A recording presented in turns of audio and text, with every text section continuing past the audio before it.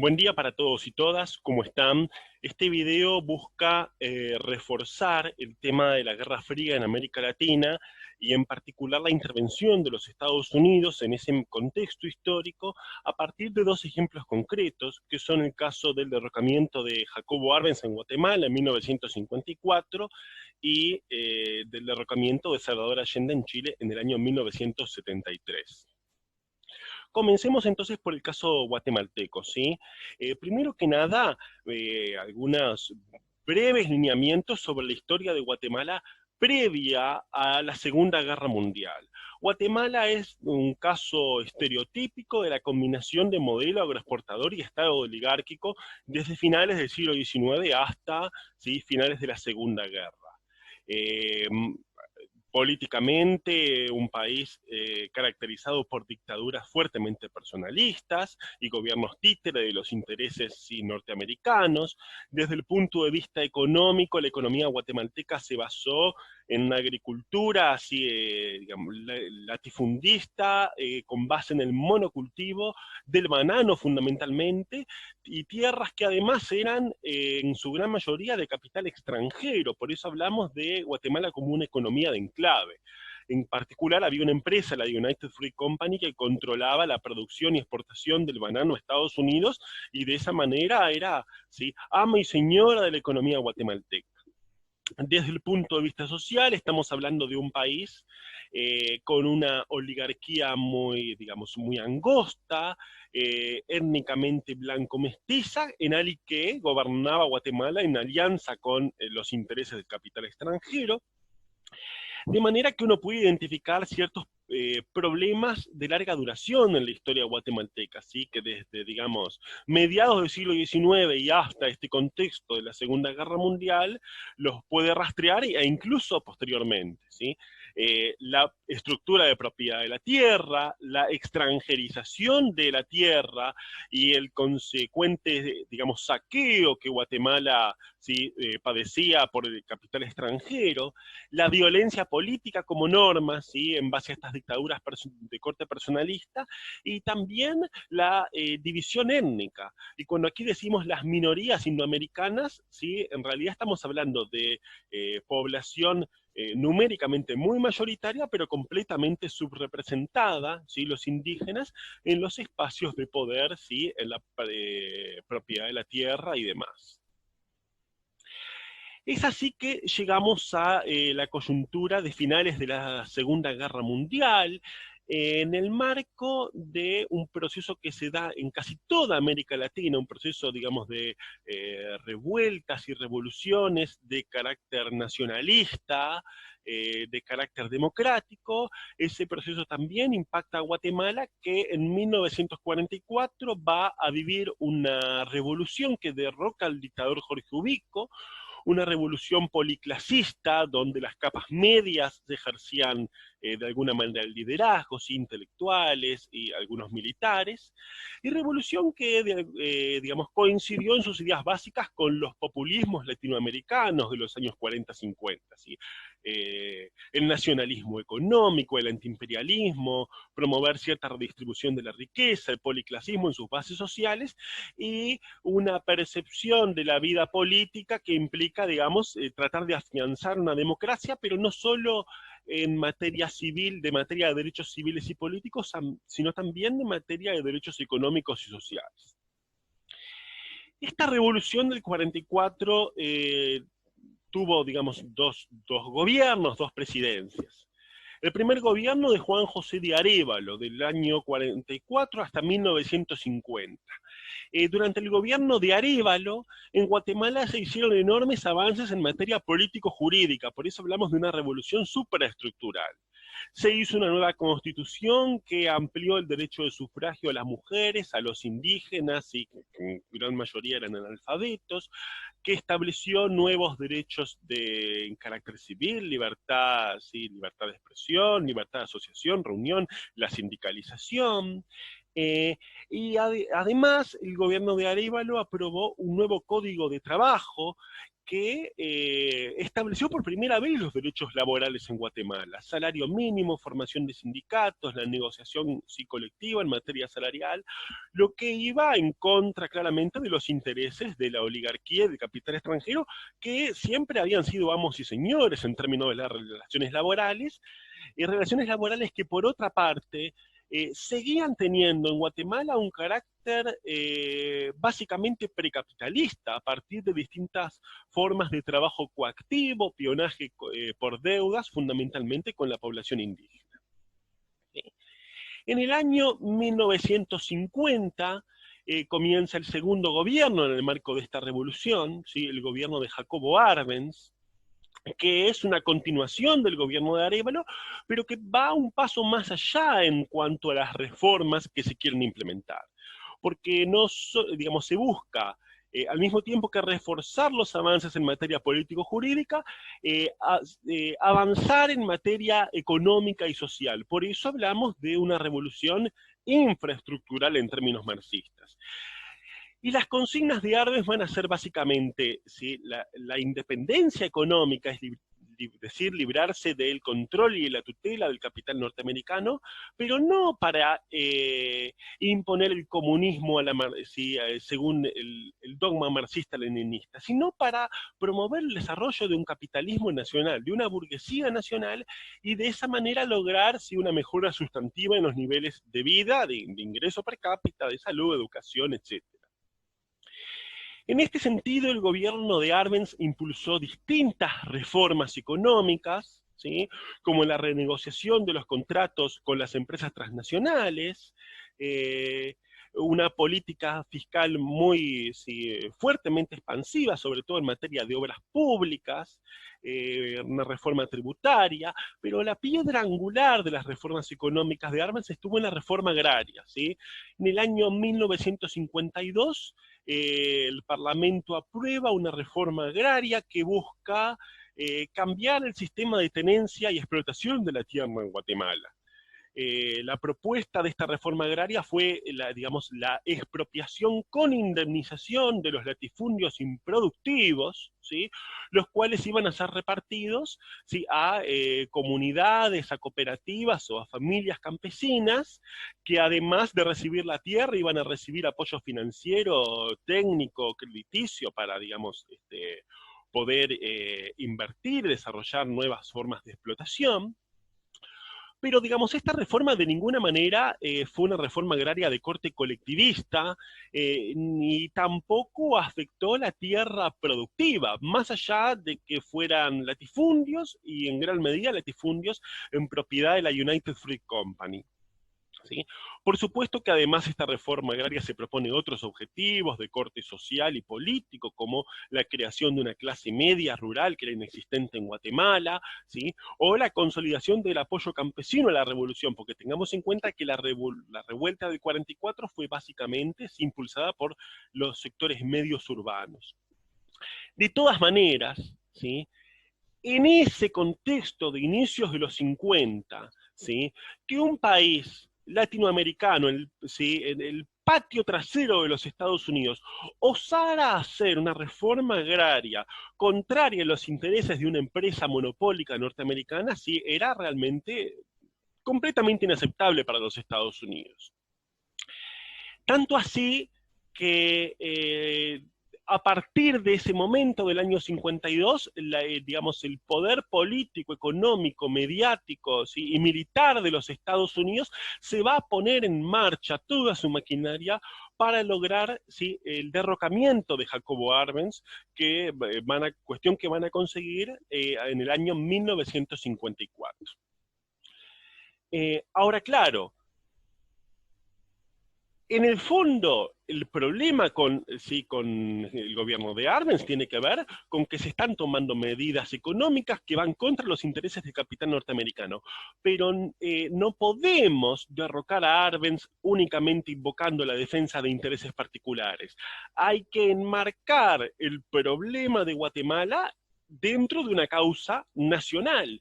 Y en ese contexto, ¿sí?, de inicios de los 50, la causa nacional en los Estados Unidos, para justificar cualquier intervención, ¿sí?, en el exterior, era el anticomunismo. Un capitalismo, ¿sí?, en clave nacionalista, estatista, antiimperialista, como el que estaba desarrollándose en Guatemala durante el gobierno de Jacobo Arbenz, ¿sí?, fácilmente podía ser enmarcado en la órbita de la acusación del comunismo, ¿sí?, y de ser un socio de la Unión Soviética en América Latina. Como dijo sí, el presidente de la United Fruit Company en este contexto, ¿no? De aquí en adelante ya no se tratará del gobierno de Guatemala contra la United Fruit Company, sino del comunismo contra el derecho sagrado de propiedad privada y la seguridad del hemisferio, entendiendo por la seguridad del hemisferio, digamos, la estabilidad de las democracias liberales prooccidentales que se veía amenazada por, ¿sí?, el enquistamiento de un apéndice del comunismo soviético que era Guatemala desde el punto de vista de ese discurso. Tengamos en cuenta además, ¿sí?, que los directivos de la United Fruit Company, los principales accionistas, al mismo tiempo eran funcionarios del gobierno norteamericano, ocupaban cargos en el Departamento de Estado, ¿sí?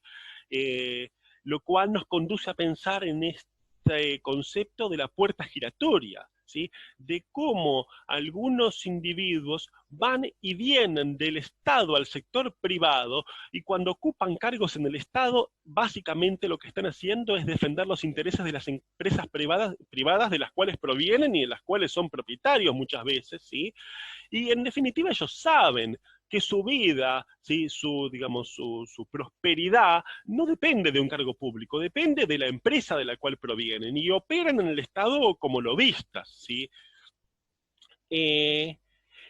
A partir del año 52, como decíamos, ¿sí?, la idea de derrocar a Jacobo Arbenz y a la Revolución Guatemalteca se transforma en una obsesión para, ¿sí?, el gobierno de los Estados Unidos, y en este sentido, Appelman, que es uno de los historiadores que más ha trabajado este proceso, distingue tres etapas en cuanto a la acción de los Estados Unidos, ¿no? Primera etapa, la construcción del enemigo; la segunda etapa, la desestabilización; y la tercera etapa, la acción encubierta. En cuanto a la primera fase, la construcción del enemigo, a lo que nos referimos es a que se va a propagandear de toda forma posible en el discurso, ¿sí?, de los mandos militares, de los medios de comunicación, en el cine, la radio, ¿sí?, de todo mecanismo posible, la idea de que Guatemala es un apéndice de la Unión Soviética, ¿sí?, del comunismo soviético, en base a consignas como la Unión Soviética busca el control del Canal de Panamá, Guatemala busca invadir toda América Central con el apoyo, el financiamiento soviético, o hay ideas como que la caída de Guatemala bajo el comunismo va a llevar a la caída de toda América Central, a especie de piezas de dominó, ¿no? Esta idea que más tarde va a desarrollar Eisenhower en referencia a la situación de Vietnam y el sudeste asiático, ¿sí? Entonces, en primer lugar, la construcción del enemigo comunista, ¿sí?, esta demonización del gobierno guatemalteco. Lograda esta demonización, entramos en la segunda etapa, que es la etapa de desestabilización, la presión económica y diplomática para hacer, ¿sí?, tambalear al gobierno. A nivel económico, mediante bloqueo comercial, mediante fuga de capitales, ¿sí?, distintas formas de sabotaje. Y desde el punto de vista diplomático, fue muy importante la 10ª Conferencia Panamericana en Caracas en 1953, en el marco de un sistema interamericano de defensa ya existente, que se crea al término de la Segunda Guerra Mundial con la OEA y el TIAR, donde, los Estados Unidos van a llevar el tema a Guatemala y van a buscar que de esa conferencia salga una resolución de condena a Guatemala, ¿sí?, de condena, digamos, al gobierno comunista de Guatemala, para de esa manera tener respaldo para una intervención de este sistema de seguridad colectiva, al modo, digamos, de una intervención militar como las que la OTAN ha llevado adelante en distintos países, ¿sí? Lo cierto es que Estados Unidos no logró obtener una resolución favorable en este sentido, se hizo una condena bastante tímida de lo que sucedía en Guatemala, ¿sí? Y es allí que el gobierno de los Estados Unidos se decide por una nueva estrategia, que ya no sea la invasión militar directa ¿sí? en base al TIAR, sino basada en la acción encubierta, en la conspiración, ¿sí? a partir de los servicios de inteligencia. Y es así que llegamos a la, ¿sí? digamos, a la tercera fase, ¿sí? La acción encubierta orquestada por la CIA, ¿sí?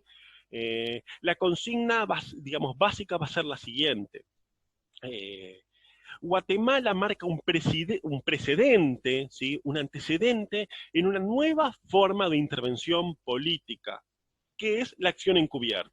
Entendida esta como financiar a grupos y armar a grupos conspiradores para que den, digamos, un golpe de Estado y crear la imagen de que todo se trata de un conflicto interno en donde en ningún momento están presentes los intereses norteamericanos actuando. Y esta forma de acción se va a revelar en el largo plazo como más eficiente y más económica que la invasión militar directa. La acción de la CIA tuvo 4 frentes simultáneos, ¿sí? El divisionismo, es decir, fragmentar a la coalición revolucionaria en base a la coima, en base a las fake news, digamos, las noticias falsas, en base a un discurso en los medios de comunicación sumamente conservador y anticomunista que genera el alejamiento de parte de las capas medias y sobre todo dentro del ejército, ¿no? Dividir el ejército. El segundo componente es el unionismo, es decir, promover la alianza de todos los sectores opuestos a la revolución, ¿sí? Ejército, jerarquía de la Iglesia Católica, oligarquía terrateniente, ¿sí? De manera que se olviden, pasen a segundo plano sus divisiones. El tercer frente simultáneo es la intimidación, ¿sí? Mediante una ofensiva propagandística, atentados terroristas, explosiones con bombas, generar un clima de caos y de confusión tal que genere en la sociedad guatemalteca, ¿sí? Confusión y pavor, al punto tal que el día que se concrete una agresión militar, un golpe de Estado, un cambio de gobierno, la gente no salga a las calles en defensa de la revolución debido a ese clima así de terror que es orquestado, ¿sí? Desde distintos frentes. Y el cuarto frente, por supuesto, la acción militar, ¿sí? Acción militar que la CIA organizó desde países limítrofes a Guatemala, desde Nicaragua, desde Honduras, proporcionando armas, aviones, ¿sí? Equipamiento, dinero, servicios de inteligencia, a partir de un ejército de mercenarios y de paramilitares guatemaltecos, muchos de ellos, ¿sí? Y este proceso termina con la invasión simultánea por tierra y por aire, ¿sí? Por tierra ingresan a territorio guatemalteco, ¿sí? Fuerzas paramilitares lideradas por Castillo de Armas, por aire se dan bombardeos, ¿sí? A la ciudad de Guatemala, aviones norteamericanos camuflados, ¿sí? Y ante esta ofensiva militar, el propio Arbenz, digamos, dándose cuenta del aislamiento del proceso revolucionario, ¿no? De la conspiración dentro de las Fuerzas Armadas, y negándose a exponer al pueblo un baño de sangre, decide renunciar, ¿sí? Se exilia en México, y bueno, y a partir de allí, Guatemala comienza un proceso de completo, ¿sí? Retroceso. Todos los avances que se habían producido durante 10 años, ¿no? De 1944, cuando asume Arévalo, hasta el derrocamiento de Armes, todo se va a retrotraer al estado previo, ¿sí? Al estado de las dictaduras personalistas oligárquicas, como de Jorge Ubico, ¿sí? Se anula la reforma agraria, vuelven las concesiones de capital extranjero, bueno, Guatemala va a vivir inmersa en una situación de violencia política tremenda, ¿sí? Una guerra civil de la cual, digamos, salió luego de muchas décadas, ¿sí? Y no hace demasiados años. Vayamos ahora al caso chileno y a la participación de Estados Unidos en el golpe de Estado del 11 de septiembre del año 1973, en el derrocamiento del gobierno de Salvador Allende. En primer lugar, planteemos, al igual que hicimos con Guatemala, algunas características de larga duración de la historia chilena hasta, ¿sí?, el año 1970, en que asume la presidencia de la Unidad Popular. Estamos hablando de un país cuya economía se basa en la minería y la inserción internacional, a su vez en la exportación de minerales, ¿no verdad? De salitre primero, del cobre más tarde. Sector minero controlado por una alianza de la oligarquía nacional con el capital extranjero. No podemos decir que Chile haya sido una economía de enclave al mismo modo que lo fue Guatemala con la United Fruit Company. Del punto de vista de la desigualdad, la sociedad chilena tiene una desigualdad histórica como rasgo persistente, la vemos en todos los ámbitos, particularmente en la propiedad de la tierra, ¿sí?, donde, como vemos aquí, un 9,7% de los propietarios tenía más del 80% de la superficie cultivable.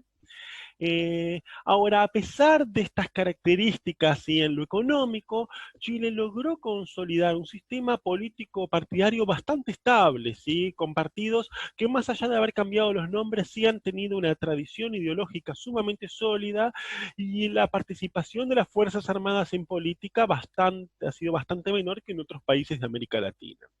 Y en este marco del sistema de partidos sólido, la izquierda marxista ha tenido un peso muy importante en Chile desde finales del siglo XIX como expresión político-partidaria y también como expresión sindical, con base en un proletariado urbano, ¿sí?, en la industria, y también en un proletariado del sector minero. En las elecciones de 1870 pugnaban por el poder tres partidos, ¿sí? Y termina imponiéndose la Unidad Popular, que era un partido naciente, una coalición de partidos de izquierda, básicamente del Partido Comunista y el Partido Socialista, pero donde había otras fuerzas políticas además, y la candidatura de Salvador Allende, ¿sí? Un Allende que era un político de larga trayectoria en la historia chilena, había sido diputado en más de una oportunidad, y es la primera vez en la historia digamos, de Occidente que un partido confesamente declarado marxista-leninista llega al poder por vía democrática. Eh, por supuesto que partidos que hubieran aspirado a lograr esto hubo muchos, ¿sí?, en la historia, y hubo varios que estuvieron cerca, sobre todo en Europa Occidental, pero lo cierto es que el primer caso concreto en el cual se produce esta novedad es el caso chileno en el año 1970. Una unidad popular que, digamos, ve el marxismo-leninismo en clave periférica, desde una óptica del tercer mundo, que está más cerca en todo caso de Cuba, de Yugoslavia, que de la perspectiva soviética, ¿sí?, digamos, del comunismo stalinista.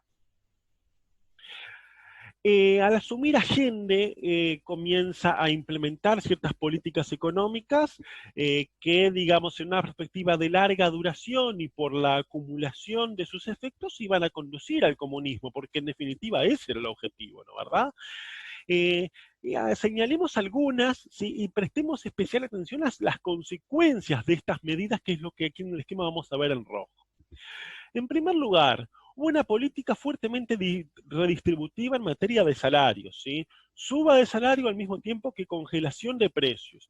Esto en el corto plazo genera un enorme incremento del poder adquisitivo del salario, ¿sí?, del salario real, pero las congelaciones de precios, ¿sí?, suelen generar distorsiones en el mercado. ¿Qué distorsión? La escasez, porque los empresarios no tienen incentivo a producir, ¿sí? Y la escasez va de la mano del desabastecimiento, de la especulación en materia de la oferta de productos y de los precios, y la proliferación de un mercado negro. Una segunda medida fue las nacionalizaciones, ¿sí? Nacionalizaciones que se dieron en las telecomunicaciones, en la banca, en la minería, por supuesto. La más importante fue la nacionalización del cobre, idea que en Chile se venía barajando desde hacía mucho tiempo, pero que termina concretándose en la presidencia de Allende, sí, a inicios de los años 70. La idea de la Unidad Popular es que la nacionalización del cobre le va a permitir al gobierno chileno disponer de una renta extraordinaria a partir de la cual financiar todo su programa de reformas, ¿sí? Inversión en educación, en obra pública, ¿sí? Mejora en materia de salud, etcétera. Estas indemnizaciones en un inicio iban a ser con indemnización a los propietarios, pero debido a el boicot internacional que el sistema financiero y los organismos de crédito multilateral le hicieron a Chile a partir del ascenso de Allende, terminan siendo nacionalizaciones sin indemnización, lo cual agrava el aislamiento comercial y financiero de Chile, ¿sí? A nivel internacional. Y las consecuencias de esta medida van a ser la fuga de capitales, ¿sí? Créditos que Chile tenía pedidos o pautados en organismos internacionales en la banca privada que no van a ser concedidos, a lo que se suma un bloqueo comercial, ¿sí? A, digamos, la no importación de productos chilenos y a su vez restringirle a Chile importaciones de petróleo, de maquinaria, en fin, de insumos que eran imprescindibles para el sostenimiento de su estructura productiva, ¿sí? Lo cual conlleva además una crisis de balanza de pagos por la escasez de divisas. Y una tercera medida que tuvo enormes repercusiones fue la reforma agraria que ya había comenzado en Chile con los gobiernos de la democracia cristiana de Frei, sí, Eduardo Frei, en años anteriores, pero que se profundiza enormemente a partir de 1970, ¿sí? Con la expropiación de latifundios y su reparto a cooperativas, a familias campesinas. Esta reforma que se proyectó para hacerse gradual terminó impulsándose con mucho más fuerza por la vía de los hechos, con campesinos ocupando tierras a propio título, digamos, por propia voluntad, generando en los propietarios de tierra mecanismos de autodefensa y particularmente la formación de milicias paramilitares, ¿sí? Con lo cual, ¿sí? Digamos, ya vemos que entre la escasez, el mercado negro, el bloqueo comercial, el aislamiento del mercado de capitales, estas fuerzas de autodefensa de los propietarios de tierra, se va generando todo un contexto económico, social sumamente complejo.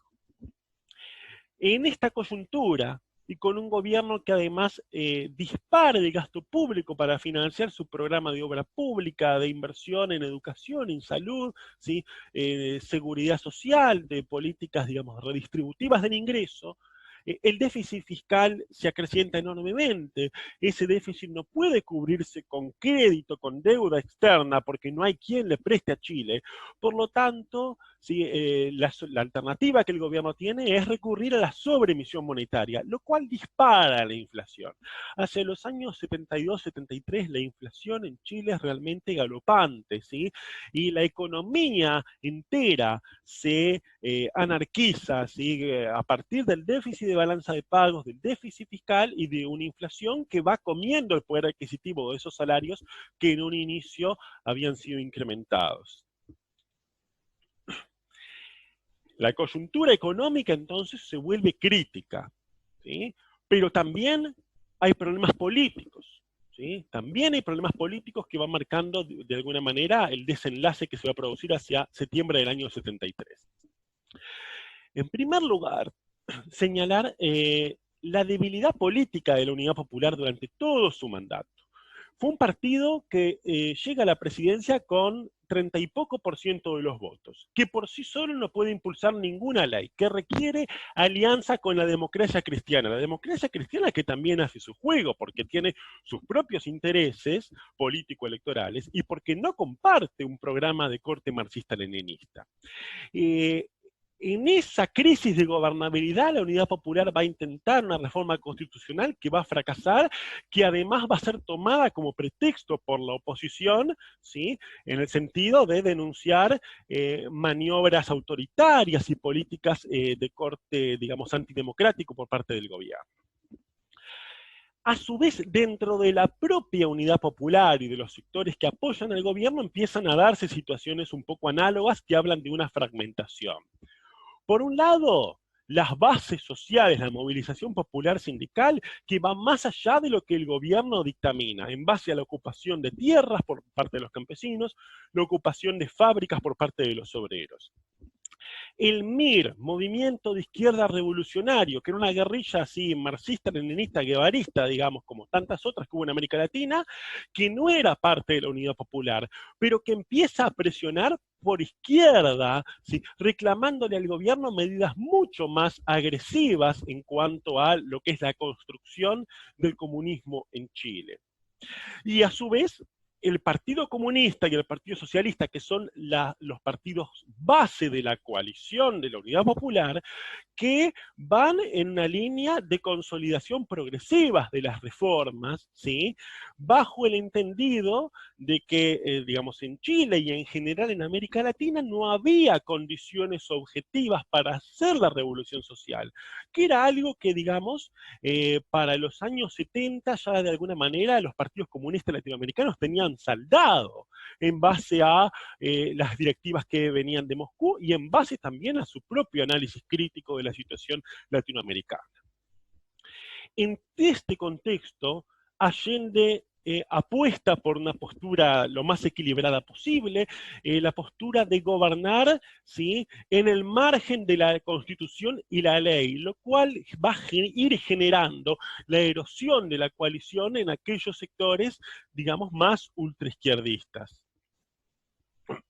Al mismo tiempo, las fuerzas opositoras a Allende comienzan a conformar una alianza que va a terminar siendo una alianza golpista, ¿no? La oligarquía terrateniente y urbana, que en el caso chileno es casi la misma cosa, porque la cohesión entre propietarios de tierra, empresarios industriales, grandes comerciantes, empresarios del sector minero, sí, es muy importante, como también es muy importante su conexión con las Fuerzas Armadas en Chile. En Chile, las Fuerzas Armadas, que han sido siempre muy prestigiosas, han reclutado su oficialidad siempre de las clases altas. Otros sectores se van sumando a esta coalición golpista. La jerarquía de la Iglesia Católica, sí, muy importante en Chile, los sectores ultranacionalistas, tengamos en cuenta que el ultranacionalismo y el anticomunismo en el marco de la Guerra Fría eran, digamos, ¿sí?, dos caras de la misma moneda.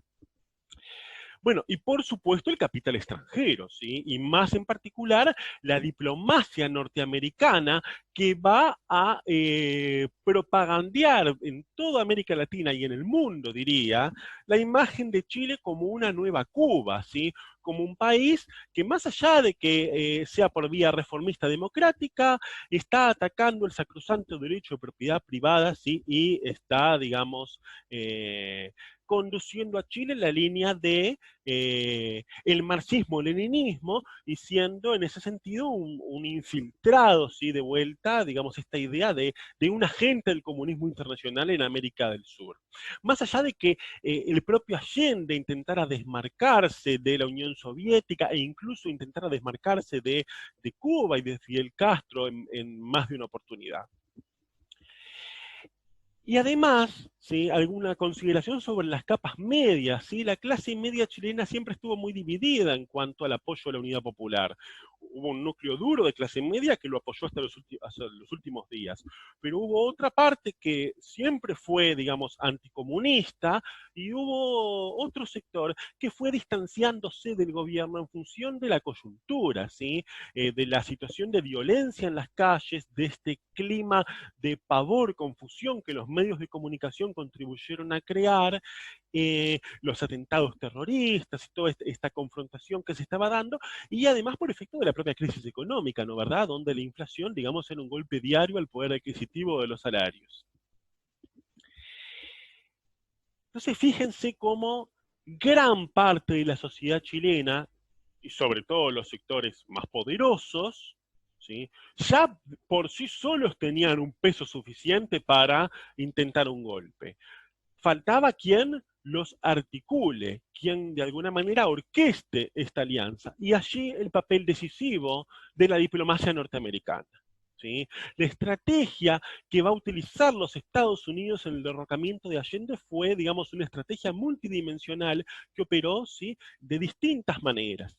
En primer lugar, del punto de vista económico, a partir del estrangulamiento externo, de inducirle a Chile una crisis de balanza de pagos, por el boicot comercial, por la interrupción de los préstamos, por la fuga de capitales, lo que contribuyó a desequilibrar aún más, ¿sí?, el sector externo, las finanzas públicas, generar necesidades de mayor sobreemisión monetaria, mayor inflación, etcétera, etcétera. Otra estrategia de los Estados Unidos fue el financiamiento de huelgas y lockout patronal. ¿Sí? Huelgas de trabajadores, digamos, de las capas medias, trabajadores independientes como los médicos, los abogados, ¿sí? De trabajadores como los camioneros, que en un país con la geografía de Chile, una huelga de los camioneros es algo crítico, porque implica un desabastecimiento inmediato de alimentos, de productos básicos. Atrás de esas huelgas, Estados Unidos poniendo plata, porque obviamente trabajador que no trabaja no cobra. ¿Sí? Estas huelgas duraderas, ¿sí?, requieren un financiamiento que fue aportado por los Estados Unidos. Además, considerar el lookout patronal, ¿no? ¿Verdad? Que esto es, entre comillas, cuando los empresarios hacen paro, hacen huelga, ¿sí? Dejan de producir. Con eso, el desabastecimiento que decíamos hoy se agrava. Tercer mecanismo de los Estados Unidos es la campaña mediática y diplomática de desprestigio al gobierno chileno. Esto tanto dentro de Chile como a nivel mundial. Dentro de Chile, el diario El Mercurio es, digamos, quien simboliza, ¿sí?, la oposición a Allende, que a su vez va a ser el órgano de prensa, digamos, más representativo de la dictadura del año 73 al 90, ¿sí?, bajo el mando de Pinochet. Esta idea, ¿no?, de Chile como una nueva Cuba. En cuarto lugar, la campaña ideológica, ¿sí? Porque a diferencia del caso guatemalteco de mediados de los años 50, para este contexto histórico, inicio de la década del 70, ya pulula por, digamos, por las Fuerzas Armadas, pero también por las clases dominantes, por buena parte de las capas medias, pulula la doctrina de la seguridad nacional, ¿sí? Se difunde abiertamente la doctrina de la seguridad nacional. Y en este sentido es muy importante el papel de Brasil. Brasil fue el primer país de América del Sur en tener estos golpes de Estado, digamos, dictaduras de corte terrorista, sí, en cierto sentido neoliberal, y fue quien va a orquestar en primera instancia el Plan Cóndor y quien va a promover los golpes de Estado en el resto de los países de América Latina. Brasil, de alguna manera, como cabeza de playa de Estados Unidos en América del Sur, ¿sí?, en la instrumentación de todos estos operativos. En quinto lugar, también Estados Unidos financió a grupos paramilitares de ultraderecha, como el Movimiento Patria y Libertad, ¿sí?, que actuaban, digamos, en manifestaciones en las calles, ¿sí?, con armas, generando atentados, ¿sí? Los enfrentamientos entre sectores pro y antigobierno eran terribles en, digamos, el transcurso del año 73. Y contribuyen a generar este clima, digamos, de terror y de confusión en la sociedad. Y finalmente, sí, digamos, la parte más fina, más decisiva de la estrategia de los Estados Unidos y de la CIA en particular, son las conspiraciones dentro de las Fuerzas Armadas. ¿Sí? La CIA va a intervenir dentro de las Fuerzas Armadas chilenas buscando el desplazamiento de los militares legalistas y su sustitución por militares golpistas. Esto lo hizo de distintas maneras, en algún caso mediante el asesinato, en otros mediante las presiones a la interna de las Fuerzas Armadas, y este proceso culmina con el nombramiento del general Augusto Pinochet como comandante en jefe del ejército en agosto del año 73, ¿sí? Un Pinochet que es nombrado por Allende creyendo luego, digamos, como general legalista, pero un mes después va a ser el líder de la conspiración a la cual van a estar alineadas todas las fuerzas, ¿sí? Las tres armas militares y carabineros de Chile, que también tuvo un papel muy importante, ¿sí?